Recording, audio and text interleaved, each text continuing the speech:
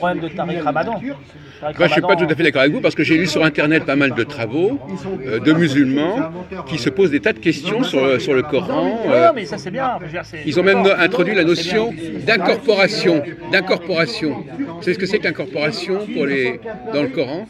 C'est-à-dire qu'ils considèrent que, par exemple, un certain nombre de commentaires ont été incorporés dans le texte du Coran et qu'on ne sait plus les distinguer du texte proprement dit, voyez-vous, par exemple. Donc, non, j'ai été très surpris. Ils ont la notion les choses qui ont pu être rajoutées dans le Coran, ils cherchent ça.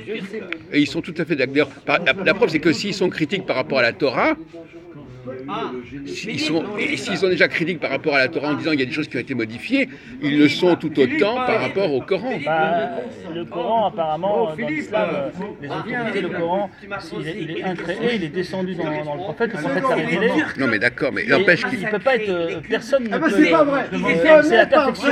Ce qui est dans le Coran, c'est la perfection. Donc ça ne peut pas être mis en cause, ça ne peut pas être discuté. Et pourtant ça se fait, mon vieux. Oui, ça se fait, mais il faudrait que ça soit fait par les autorités elles-mêmes qui sont en charge justement de ça, et c'est ça le problème, c'est ça qui fait problème, sinon il n'y aura pas de problème. Oui, enfin, en tout cas, autorité ou pas autorité, il y a des discussions sur ce sujet. D'ailleurs, la Bible chez les anciens juifs, chez les juifs orthodoxes, chez les chrétiens, c'est la même chose, ça ne doit pas être discuté. C'est pour ça que lui, quand il vous dit, c'est ça qu'il veut vous dire en gros. Mais après, ça a changé, mais dans l'islam, c'est pas encore, ils ne sont pas arrivés là encore. Attendez, vous avez entendu ce que j'ai dit hier, je crois. J'ai dit qu'il y avait des gens, ça dépend du niveau des gens. Il y a des gens qui n'imaginent pas, les gens d'en bas, ils n'imaginent pas qu'on puisse changer quoi que ce soit parce qu'ils sont programmés pour comme ça, et puis pour faire bloc. Mais au-dessus, il y a des gens qui ont... C'est à la Renaissance que c'est arrivé cette façon de repenser, de discuter les choses.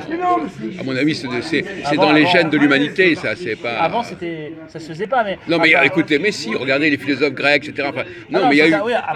Oui, d'accord. Non, mais il y a eu à